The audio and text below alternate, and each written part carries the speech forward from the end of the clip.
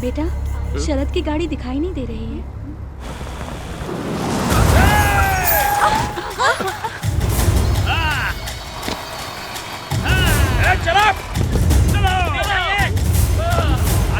ये लोग कौन है माँ जी? ये सब वीर प्रताप के आदमी हैं। इनसे हमारी पुरानी दुश्मनी है। हाँ बोल। औरतें दामाद सब एक साथ मिल गए हैं भैया जी। फिर देर किस बात की? उन सबको गाजर मूली की तरह काट के टुकड़े कर दे उनके। ठीक है भैया जी, बस देखते जाओ। सबके सिर में अपने साथ लेके आऊंगा। उनसे आप लोगों की दुश्मनी क्या है? वीर प्रताप के पिताजी पहले हमारे यहाँ काम करते थे, गलतफहमी की वजह से दुश्मन बन गए।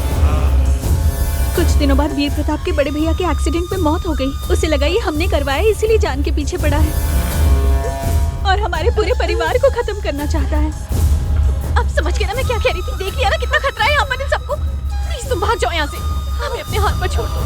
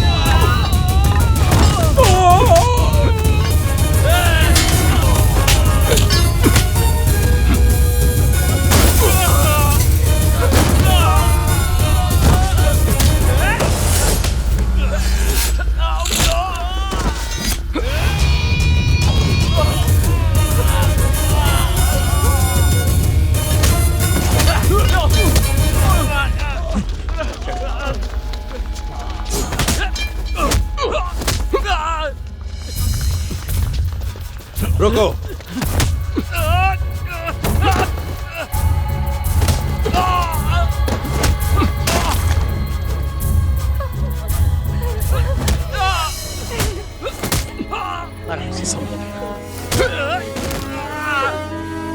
चल चल चल निकाल।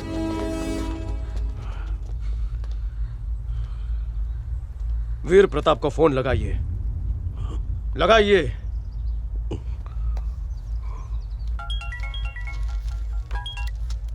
क्यों रघुपति, दामाद को मार के बेटी को विधवा बना दिया हैं? मैं उनका दामाद ही बोल रहा हूँ। क्यों बे, शौक लग गया क्या? हर गांव में तेरे जैसा एक राक्षस जरूर होता है और राक्षस का वध करने किसी ना किसी को तो आना ही पड़ता है। सोच बदल, तकदीर बदल जाएगी। दुश्मनी छोड़, सांसें बच जाएंगी। नफरत पालेगा तो बर्बाद हो जाएगा। अमेरिका रिटर्न मेरे गांव में आके मुझे ही धमकी दे रहा है। ए कन खजूरे, अमेरिका से आया हूँ तो गले में टाई बांध के इसी रूम में बैठ के कोल्ड कॉफी पीऊंगा, ऐसा सोचा था क्या? अगर ऐसा सोच रहा है तो बहुत बड़ी गलतफहमी में जी रहा है बे लुखे। मौत का सौदा करूँ, जिंदा नहीं छोड़ता। अबे तू अगर मौत का सौदागर है तो मैं भी यमराज से कम नहीं हूँ। तू जहाँ खड़ा होकर बड़ी बड़ी बातें कर रहा है वो सारा मेरा इलाका है। अबे इलाके तो कुत्तों के होते हैं। मैं वो बाज पंछी हूँ जो अपना इलाका खुद तय करता है, जिसे आसमान की कोई सरहद नहीं रोक सकती। वो जब चाहे जहाँ चाहे अपना इलाका बना सकता है और जब उसकी नजर अपने शिकार पर पड़ती है तो वो वार करने से नहीं चूकता। मैं खत्म कर दूंगा तुम सबको। अलवा समझाए क्या? हम कब जाएंगे, कहाँ जाएंगे, कैसे जाएंगे, मैं तुझे सब SMS कर दूंगा। फंटरों को भेज या खुद आजा, चॉइस इज योर्स। एक बात कान खोल के सुन ले, ये मेरा परिवार है, ये मेरे अपने लोग हैं।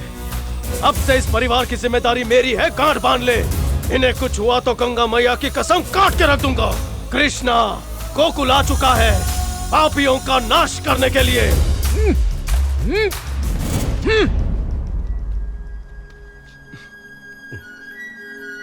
पिछले जन्म में हमने कोई पुण्य किए होंगे, तभी हमारी जिंदगी में तुम आए हो बेटा।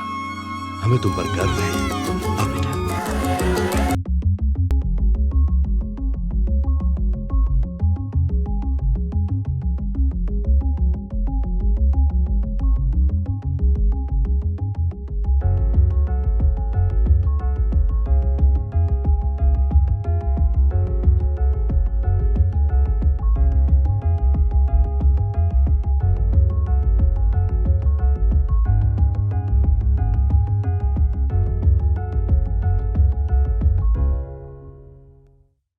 उस तरफ लाइट बहुत कम लग रही है। सुनिए जाओ चाचू। जल्दी और लाइट लगाओ, जाओ। श्रुति कृष्णा जी से कुछ बात करना चाहती है। हाँ तो करने दो। यहाँ कैसे कर सकती है? यहाँ इतने सारे लोग हैं, लोग देखेंगे तो क्या बोलेंगे? हाँ तो मत करो। श्रुति को उनसे कुछ जरूरी बात करनी। इसलिए बाहर जाना चाहती है, यही है ना? हाँ चाचू। सुनो, भैया नहीं मानेंगे। उन्हें पता चलेगा तब ना, बिना बताए चले जाएंगे। जान ले लेंगे। आजकल हालात कैसे हैं पता है ना। मेरा कहना मानो, भूल जाओ। चाचू प्लीज मान जाइए ना, आधे घंटे में वापस आ जाएंगे। वैसे क्या दामाद जी तैयार है? वो आप मुझ पे छोड़ दीजिए चाचू, मैं उनको संभाल के ले जाऊंगा और संभाल के ले आऊंगा, ठीक है? ठीक है, जाओ लेकिन जल्दी आना, आधे घंटे में यहाँ पर। थैंक्स चाचू।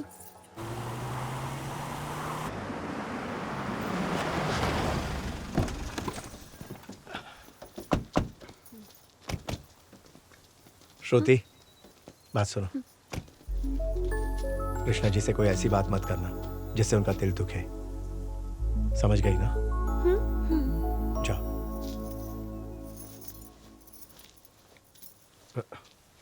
शादी तोड़ने का नया प्लान है क्या? सॉरी। सॉरी किस लिए? शादी के लिए मैं अभी राजी तो नहीं हूँ, फिर भी कर रही हूँ। मैं तुम्हें पसंद नहीं हूँ क्या? ये बात नहीं है, आप एक बहुत भले इंसान हैं। आप में बहुत ज्यादा सहन शक्ति है। आपसे जो भी शादी करेगी खुश रहेगी। तो फिर प्रॉब्लम क्या है? लेकिन शादी करके अमेरिका जाना ये मुझे मंजूर नहीं, और मैं शादी के लिए मना भी नहीं कर सकती। अगर आज मैं और मेरा परिवार जिंदा है तो वो सिर्फ आपकी वजह से। अगर मैं आपसे कुछ मांगूं तो मना तो नहीं करेंगे। आप अमेरिका में सेटल हैं, लेकिन मेरे इस परिवार के लिए वो सब छोड़कर अगर आप यहाँ सेटल हो जाए तो ये एहसान मैं कभी भी नहीं भूलूंगी। मना मत कीजिएगा, आपको मेरी कसम, मैं आपके पैर पड़ती हूँ। अरे श्रुति, ये क्या कर रही हो? रोना बंद करो, आंसू पोंछ लो। तुम यही चाहती हो ना कि मैं यहीं रुक जाऊं, ताकि तुम्हें यहाँ से दूर अपने परिवार को छोड़कर शादी करके मेरे साथ अमेरिका ना जाना पड़े। बस इतनी सी ख्वाहिश है ना तुम्हारी? हाँ। तो ऐसा ही होगा। सच में? हाँ हाँ सच में।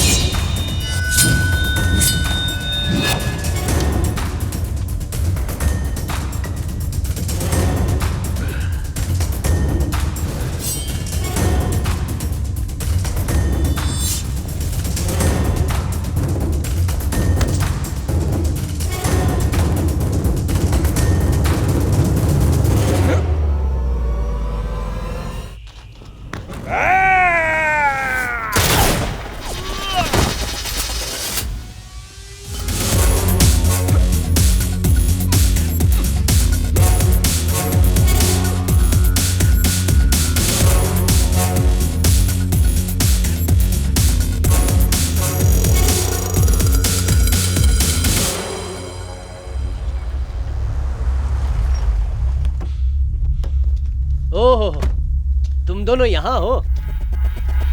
कब से तुम लोगों को फोन लगा रहा था। शरद कहाँ है?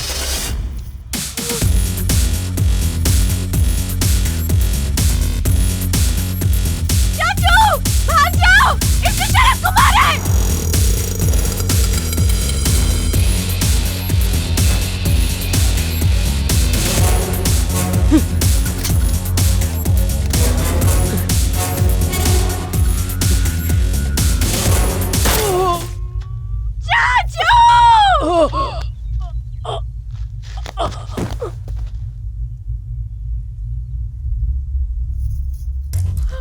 घूर क्या रही है मुझे? शादी की अग्नि की नहीं, चिता की अग्नि की तैयारी कर। मैं तेरे परिवार को मौत की नींद सुलाने आया हूं। जिस तरह तेरे बड़े पापा को मारा था, उसी तरह मैं सबको मार दूंगा। काय बाबा बरा केला ना मम्मी मैं बराबर करियो ने माँ और बाबा कह रहे कि सही किया मेरे बदले की शुरुआत हो चुकी है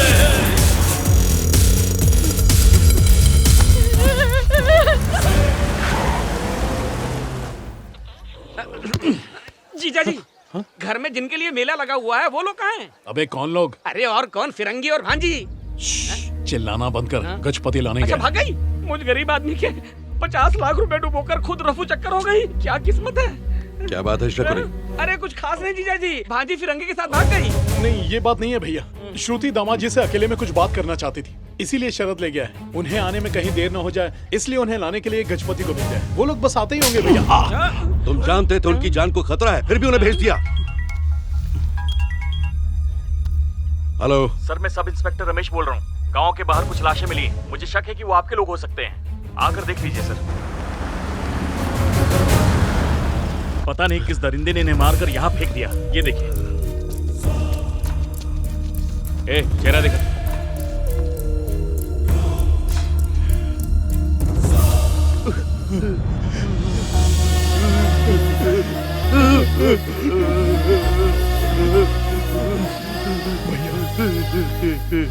श्रुति और दामाद जी कहीं दिखाई नहीं दे रहे। जाओ जल्दी जाकर ढूंढा उन्हें। आसपास के जंगल, खेत, गांव, सब जगह जाकर ढूंढ कर लाओ उन्हें।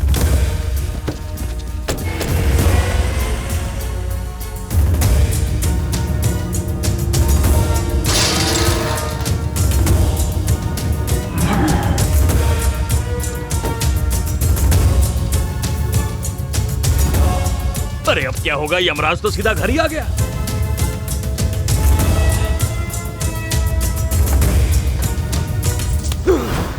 कहाँ है मेरी बेटी और दामाद? बोल, कहाँ छुपाया उन्हें?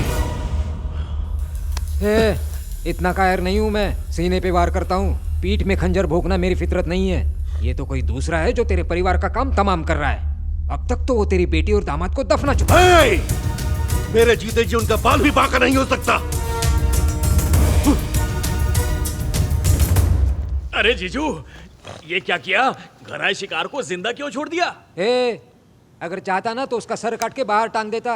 वो तो पहली बार अपने घर आया था ना, इसके लिए जाने दिया। बड़ी बड़ी बातें भीख मांग के खाते हैं। देखा तुम लोगों ने उसके आगे हाथ जोड़ लिया। क्या बकवास कर रहा है? बड़ी बड़ी बातें भीख मांग के खाते हैं। जाके पता लगाओ कौन है जो एक एक करके सबको मौत की नींद सुला रहा है।